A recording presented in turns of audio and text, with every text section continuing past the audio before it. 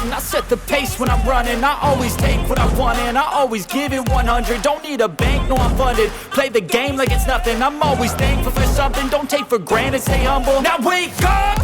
It's time to look at the enemy. Look in the mirror if he is no friend to me. It's not working out, maybe it's the chemistry. It's time to break up so I can make a better me. Olá e sejam bem-vindos a mais um episódio do canal Dividendos. Investir para proteger o teu futuro é fundamental, mas por vezes acontecem imprevistos e o presente torna-se subitamente mais importante. Para quem perde o emprego, o impacto é imediato no orçamento familiar e por tempo indeterminado. Mas existem uma série de apoios sociais que ajudam a atenuar este impacto e a que podes recorrer ao mesmo tempo que usas a tua reserva de emergência. Ora, hoje vamos perceber o que é isto do subsídio de desemprego, como é que funciona, quem é que tem direito ao mesmo e o impacto que este tipo de subsídios tem nas contas de Portugal. E começamos por explicar o que é. Ora, o subsídio de desemprego é um valor em dinheiro que é pago em cada mês a quem perdeu o emprego de forma involuntária e que se encontra inscrito no Centro ou Serviço de Emprego e Formação Profissional. Este apoio destina-se a compensar a perda das remunerações do trabalho. E isto significa que qualquer pessoa desempregada tem direito a receber este apoio?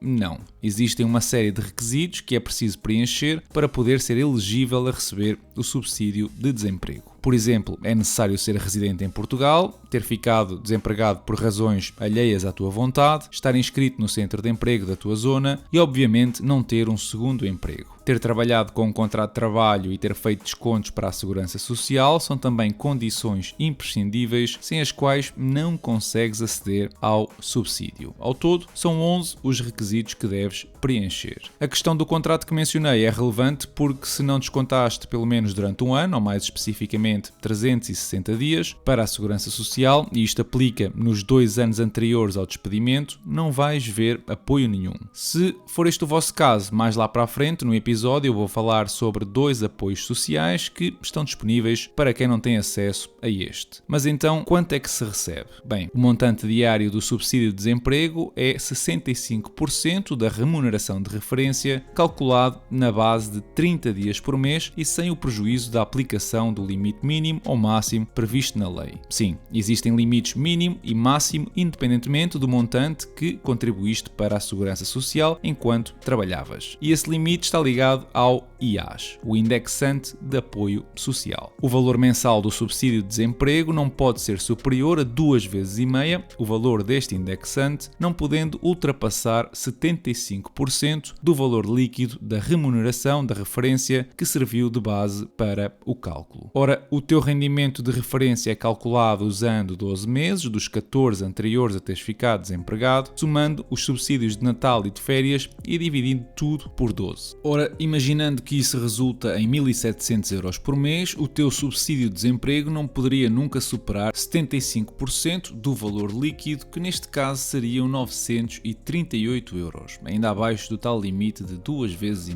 Fazendo as contas para alguém com um rendimento de referência de 2.800 euros, 75% do valor líquido, isto é, depois de aplicados os impostos, resultariam em 1.344 euros. Como este valor fica acima do limite máximo, vai receber apenas 1.273. Como vês, a partir daqui não importa se recebeste 3.000, 4.000 ou 10.000 euros por mês. O máximo que vais receber como apoio do subsídio de desemprego são 1.273 euros. Mas também existe um limite mínimo, que é precisamente um IAS ou 509 euros atualmente. Se o teu rendimento de referência for, por exemplo, o ordenado mínimo, como mostra aqui na imagem, terás uma pequena benesse ou uma majoração e vais receber um pouco acima do indexante. Entendidos os montantes, por quanto tempo é que vais ter direito a receber este apoio? Aqui depende da tua idade e do número de meses com descontos para a Segurança Social desde a última vez que estiveste desempregado com direito ao subsídio. Esta tabela pode ajudar-te a perceber como é que funciona. Por exemplo, se tiveres menos de 30 anos e fizeste 2 anos de contribuições para a Segurança Social, então, caso preenchas os requisitos que vimos, vais receber este apoio durante 330 dias. Por cada 5 anos de trabalho, acrescem 30 dias ao total. Mas se, por exemplo, tens 40 anos, na mesma condição de descontos,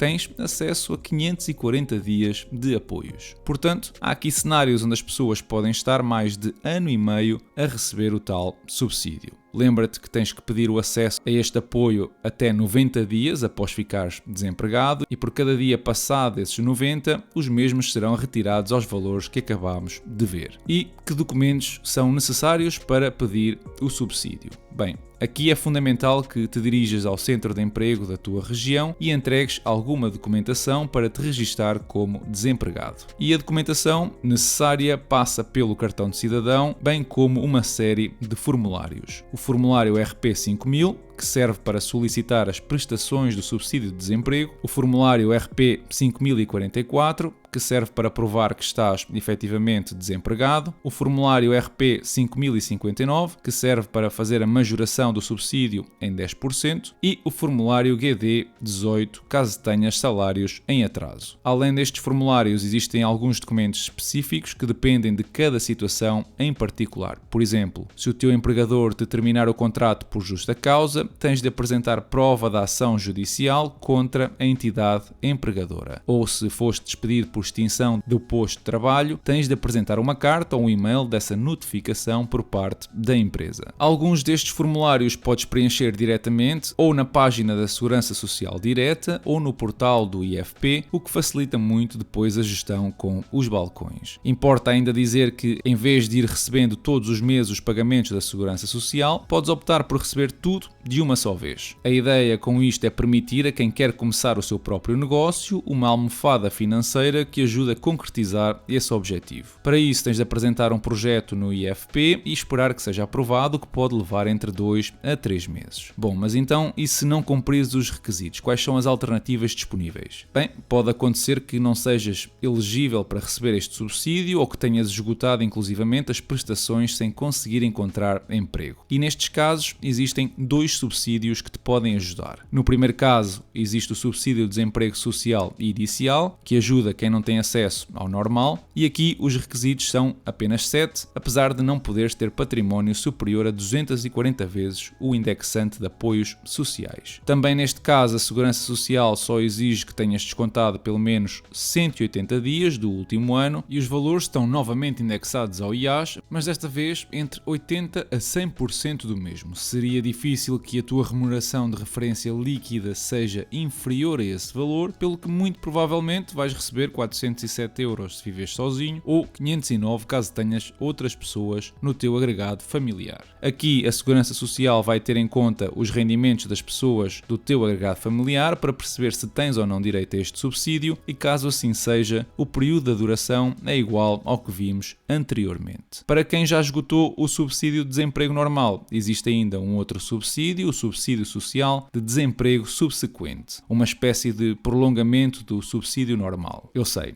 vivemos num país de subsídio à dependência e estes que estamos a ver são apenas relativos ao desemprego. Imaginem o resto. Bom, mas como eu estava a dizer, este subsídio subsequente tem uma duração igual aos anteriores para quem tem mais de 40 anos ou apenas metade do período para quem tem menos de 40 anos. Também para estes dois subsídios tens de entregar os formulários que já vimos, mais o formulário MG8, que é a declaração da composição e dos rendimentos do teu agregado familiar. Assim que na prática, este é um gráfico que ajuda a perceber a que benefícios podes ter direito quando ficas desempregado. Estamos a falar, na melhor das hipóteses, de um sistema de apoios que pode durar quase 3 anos e meio. No entanto, nem tudo são rosas. Existem obrigações que tens de cumprir para poder usufruir destas benesses. Por exemplo, tens 5 dias úteis para comunicar à Segurança Social caso tenhas encontrado emprego ou a decisão judicial do teu processo tenha chegado ao fim. Tens ainda a obrigação de devolver o subsídio se beneficiaste do mesmo sem teres direito. Tens de procurar ativamente emprego e demonstrar ao centro de emprego que o fazes com regularidade. Alterações à tua morada, viagens para fora do país ou situações de incapacidade devem também ser comunicadas e se falhas algumas, estás sujeito às coimas que podem ir de 100 euros até ficar impedido durante 2 anos de receber qualquer subsídio de desemprego. Outra coisa que precisas de saber é que, apesar de existirem bastantes subsídios, há certos casos em que não são compatíveis uns com os outros. Por exemplo, não podes receber o subsídio de desemprego ao mesmo tempo que recebes a pensão de sobrevivência ou o subsídio de doença. Eu vou deixar 2 documentos na descrição deste neste episódio, onde tens absolutamente todos os detalhes e requisitos para tudo o que eu mencionei aqui. Mas antes de passar às notícias da semana, eu quero mostrar-vos o impacto ou o estado atual do nosso país relativamente aos subsídios de desemprego. Ora, bom, os atuais 356 mil beneficiários destas prestações de desemprego são o número mais baixo dos últimos 17 anos, tendo caído 5% face a 2022. Já o montante médio pago ronda os 583 euros por mês e podemos constatar que as mulheres representam mais de metade da população a receber este subsídio e que também estão mais representadas em quem recebe subsídios inferiores a 750 euros. Se olharmos para cada um dos subsídios que eu mencionei neste episódio, a maioria está no subsídio de desemprego normal, com 46 mil pessoas a beneficiarem atualmente do tal prolongamento ou o chamado subsequente. Olhando para os layoffs, reparem como desde 2019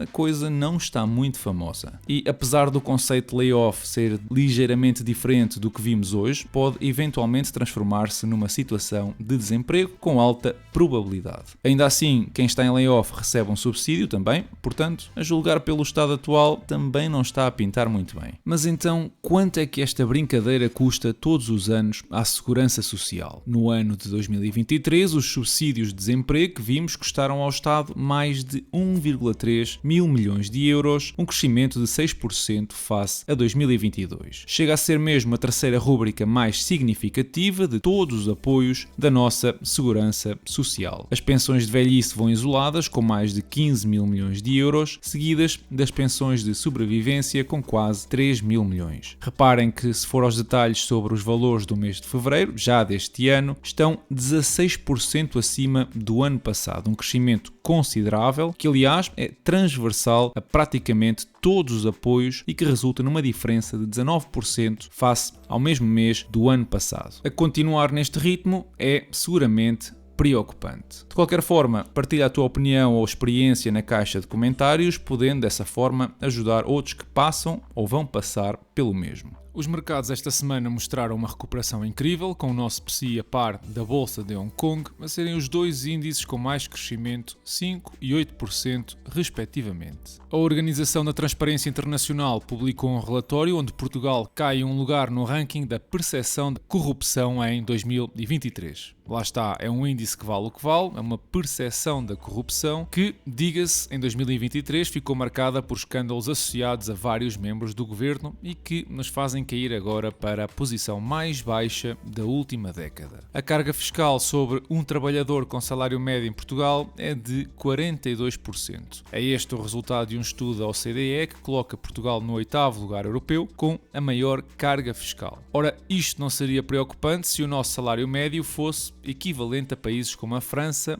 ou a Áustria. Mas com um salário médio que é menos de metade de qualquer um dos países no top 5, a situação começa a entrar num nível de precariedade que merece mais discussão. O Japão esta semana anunciou aquilo que eu acredito que tem potencial para ser um catalisador de uma correção nos mercados. Ora, o iene está em mínimos face ao dólar, um valor que já não se via desde os anos 90, o que torna as importações extremamente caras para os japoneses. Para salvar a divisa, o Banco do Japão vai ter de vender ativos para retirar iene do mercado e aumentar a liquidez do dólar, balanceando assim o câmbio entre as duas. Agora, adivinhem lá, que ativos é que o banco japonês vai vender? Será o ouro? Bom, é verdade que o Japão está entre as 8 maiores reservas mundiais, mas não será suficiente. Adivinhem lá quem é o maior detentor de obrigações ou dívida pública americana. Precisamente o Japão. E quando tiver de se livrar da mesma para recuperar dólares e assim poder comprar iene, o aumento das obrigações no mercado fará cair o preço, que em contrapartida aumenta a rentabilidade das mesmas. O que é que vocês acham que vai acontecer ao mercado de ações quando as obrigações a 10 anos dos Estados Unidos voltarem aos 5%? Exato. No que toca ao portfólio, depois da Meta veio agora a Alphabet declarar que vai começar a pagar um dividendo aos seus acionistas. É verdade que por agora são apenas 20 cêntimos, mas é mais uma grande empresa tecnológica a dar este passo em frente. Já o portfólio fechou a semana nos 44% de valorização e recebeu dividendos de $64 no mês de abril.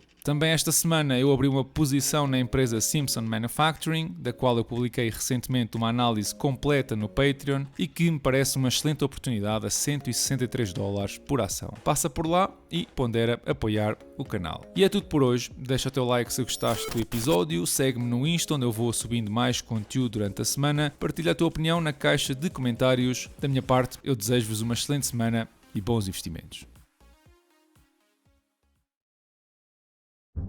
Porque nós tínhamos de substituir as medidas que o Tribunal Constitucional tinha chumbado, que era rigorosamente o corte dos subsídios para funcionários públicos e pensionistas. Não, mas isso é importante porque isso abria um problema em termos orçamentais. Não, em termos orçamentais muito grande. E, portanto, era preciso resolvê-lo e isso não se resolve a cortar nas comunicações, Sim. no lápis, Sim. Estamos a falar de milhares de milhões de euros. Não creio que a Troika tivesse aceitado simplesmente um aumento de impostos para resolver o problema, porque todos os estudos que tínhamos, e de certa maneira que ainda hoje existem e são válidos, mostram que os processos de redução de déficits orçamentais e de consolidação orçamental, se forem primordialmente conduzidos pelo lado da receita e, portanto, dos impostos, são muito mais recessivos na economia e penalizam muito mais a economia. Portanto, não era a escolha, não era. E, portanto, a Troika não aceitaria isso, mas não aceitaria isso mesmo, como não aceitou nos outros países. E em todos os outros países havia cortes de salários e de pensões. E passaram na vigência constitucional desses países. Era muito difícil dizer à Troika, olha, nós aqui não vamos fazer isso. Ora, a melhor forma que encontramos de substituir essas medidas foi justamente através da TSU. Por razões que agora não vamos explicar não há tempo para aprofundar, a verdade é que a TSU resolvia esse problema do ponto de vista do Estado e oferecia, sobretudo ao FMI, uma satisfação relativamente a uma medida que tinha muita insistência, que estava já no início do programa, que tinha sido negociado, e sobre que o FMI era sempre muito insistente, que se chamava justamente a desvalorização fiscal. A partir de certa altura eu consegui retirá-la, porque ela obrigava a um aumento do IVA. Ora, numa economia que já estava com dificuldades grandes e com uma economia recessiva, aumentar o IVA mais 4 pontos, isso não era possível. 4 ou 5 pontos não era possível. Aí sim não sairíamos da crise. E, portanto, o que aconteceu foi, basicamente, que nós tentámos que a redução da TSU fosse suportada para as empresas por um agravamento da TSU dos funcionários públicos. Foi uma medida sobre a qual ainda hoje tenho sentimentos mistos. Quer dizer, foi um erro político, manifestamente, que me cabe a mim. Reconhece. Sim, com certeza, que só me cabe a mim, porque eu é que era o chefe do governo e eu é que tinha de tomar a decisão. O Presidente da República alertou-me para os riscos políticos que a medida continha. E não concordou com ele. E, na verdade, o problema não era esse. Eu até percebia que esses riscos existiam. Mas achava o problema é qual era a alternativa. Sim. Qual era a alternativa? O CDS preferiria outras coisas, mas não queria um aumento de impostos. Ora, onde é que a gente ia buscar mais de 2 mil milhões de euros à altura, sem ser no aumento dos impostos? Não era a prometer cortar numa série de coisas pequeninas que a Troika não aceitaria, porque não era fácil verificar se depois o governo cumpriria isso ou não. E, portanto, a Troika queria, evidentemente, medidas de grande alcance. A Troika não teria aceitado o aumento dos impostos. E esta medida acabou por ser prosseguida por mim, justamente por isso, porque resolvia o problema. Mas ela deixou de fazer sentido a partir do momento em que os próprios empresários disseram que a desfaziam. Se nós foi um erro político, temos que avançar. Foi um erro político. Considera que... Foi um erro político, eu não tenho dúvidas. Sim. Mas se me perguntarem ainda hoje o que é que eu tinha feito em alternativa, eu continuo a dizer, não sei. Porque não havia nada com essa dimensão que eu pudesse apresentar e que a Troika aceitasse. Esse era o ponto. Depois teve de aceitar, porque manifestamente o país desfez a medida e, portanto, eu não podia prosseguir com ela. Claro.